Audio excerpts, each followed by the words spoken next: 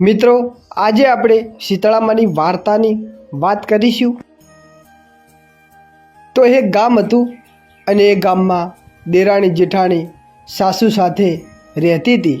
બંને વહુના ઘરે દેવના દીધેલા બંનેને એક એક દીકરા હતા અને મોટી વહુ ઈર્ષાળુ હતી અને નાની વહુ ભલી ભોળી અને પ્રેમાળ હતી। એક દિવસ શ્રાવણ માસમાં રધન સતનો દિવસ આવ્યો। સાસુએ તો નાની વહુને રાંધવા બેસાડી। નાની વહુ મધરાત સુધી રાંધતી હતી અને એટલામાં ઘોડિયામાં નાનું છોકરું રડવા લાગ્યું।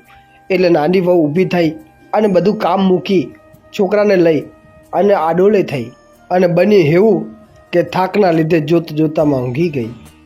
સૂલો ચળકતો હતો અને મધરાત પછી શીતળામાં બારે ફરવા નીકળ્યા અને શીતળામાં ફરતા ફરતા નાની વહુના ઘેર આવ્યા અને ચૂલામાં આળૂટવા લાગ્યા। પણ આ શું? શીતળામાના શરીરે ઠંડક લાગવાની બદલીમાં લાય લાગે છે।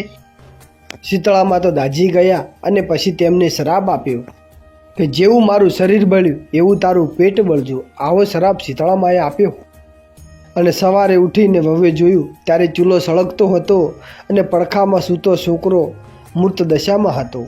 એનું પણ આખું શરીર દાઝી ગયેલું હતું। આ જોઈ નાની વહુ રડવા લાગી। એને ખ્યાલ આવી ગયો કે જરૂર શીતળામાએ શ્રાપ આપ્યો હશે।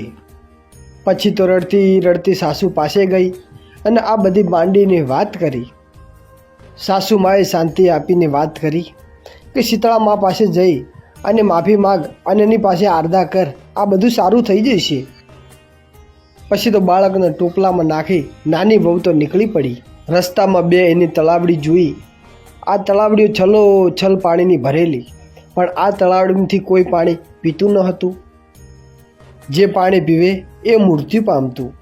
નાની વહુને જોઈ તલાવડી બોલી કે હે બેન, તું ક્યાં જાય છે? નાની વહુએ કહ્યું કે હું શીતળામા પાસે શ્રાપના નિવારણ માટે જાઉં છું। તલાવડીએ કહ્યું કે હે બેન, અમે એવા તો કયા પાપ કર્યા છે, કોઈ અમારું પાણી પીવે એવું જ મૃત્યુ પામે છે। અમારા શ્રાપનું નિવારણ પૂછતા આવજો ને। નાની વહુ ત્યાંથી આગળ વધી। રસ્તામાં એને બે આખલા મળ્યા।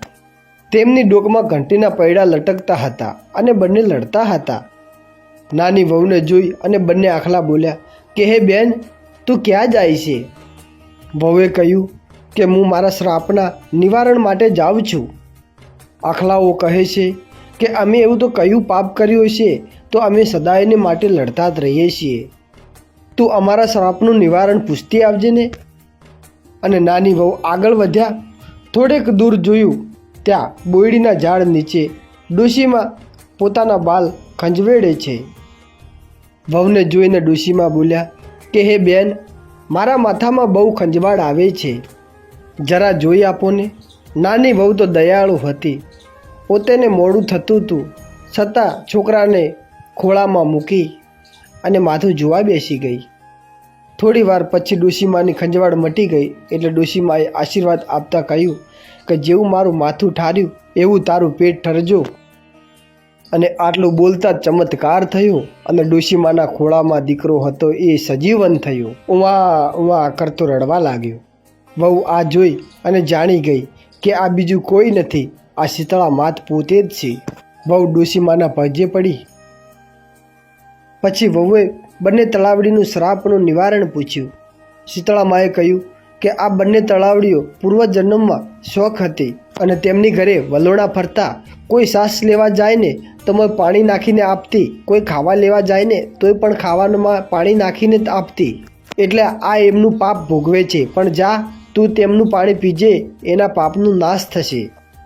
તે પછી વહુએ આખલાઓનો શ્રાપ વિશે પૂછ્યું। તેના જવાબમાં શીતળામા બોલ્યા કે ગયા જન્મમાં બંને જણીઓ દેરાણી જેઠાણી હતી અને એટલી બધી ઈર્ષાળુ કોઈને દયણા ના દળવા દેતી। તેથી આ જન્મમાં બંને આખલા બન્યા છે અને તેમના ગળામાં ઘંટીના પડ છે। તું ઘંટીના પડ છોડી નાખજે, તેથી એમના પાપ દૂર થશે।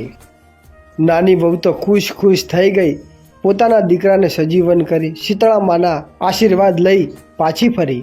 રસ્તામાં પેલા બંને આખલા મળ્યા। વહુએ આખલાના કોટમાંથી ઘંટીના પૈડા ઉતારી નાખ્યા એટલે લડતા તરત બંધ થઈ ગયા।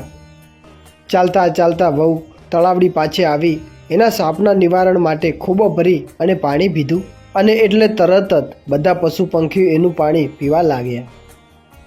ઘરે આવી સાસુમાને આ બધી વાત કરી એટલે જેઠાણીને ઈર્ખા થઈ અને બીજા શ્રાવણ માસમાં રાધનસત આવી ત્યારે જેઠાણીને થયું કે હું પણ દેરાણી જેવું કરું એટલે શીતળા માતા મને પણ દર્શન આપે.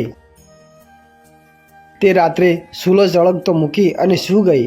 મધરાત રાતે શીતળામાં ફરતા ફરતા મોટી વહુના ઘેર આવ્યા અને ચૂલામાં આળોટવા લાગ્યા. તેથી તેમનું શરીર દાઝી ગયું અને શીતળામાએ શ્રાપ આપ્યો કે જેવું મારું શરીર બળ્યું એવું તારું પેટ બળજ્યું. સવારે ઉઠીને જેઠાણીએ જોઈ ત્યારે ઘોડિયામાં દીકરો મૃત્યુ પામ્યો હતો. આ બનાવમાં દુઃખી થવાની બદલીમાં જેઠાણી તો ઉલટાની ખુશ થઈ અને તે પણ દેરાણીની જેમ છોકરાને ટોપલામાં નાખી અને ચાલી નીકળી. રસ્તામાં તળાવડીએ પૂછ્યું કે હે બેન, તું ક્યાં જાય છે? જેઠાણી છડકો મારતા બોલી કે તમારે શું કામ છે કે નથી જોતા કે મારો દીકરો મરી ગયો છે અને હું શીતળા મા પાછે જાઉં છું. ત્યારે તળાવડી કહ્યું કે બહેન, અમારું પણ એક કામ કરતી આવજે ને. અને જેઠાણીએ તો તરત ના પાડી દીધી અને આગળ જઈ અને બે આખલા મળ્યા તો જેઠાણીએ પણ આખલાવાનું બંનેનું કામ કરવાનું ના પાડી દીધું અને ત્યાંથી આગળ ચાલી. આગળ જતાં શીતળામાં ડોશીના રૂપે બેઠા બેઠા માથું ખંજવેડે છે. તેમની આ જેઠાણીને કહ્યું કે આટલું મારું માથું જોઈ આપને, મને બહુ ખંજવડ આવે છે. એને ગુસ્સે થઈને ડોશીમાનું માથું જોવાનું ના પાડી દીધી અને કહે છે કે હું કોઈ નવરી છું તો તારું માથું જોઈ આપું કે જોતી નથી કે મારો દીકરો મરી ગયો છે અને હું શીતળા માતા પાછે જાઉં છું. આટલું કહી તે તો આગળ ચાલી. જેઠાણી આખો દિવસ રખડી પણ ક્યાંય એને શીતળામાં મળ્યા નથી. તેથી આ તો રડતી રડતી પોતાના મૂર્ત છોકરાને લઈ ઘેર આવી.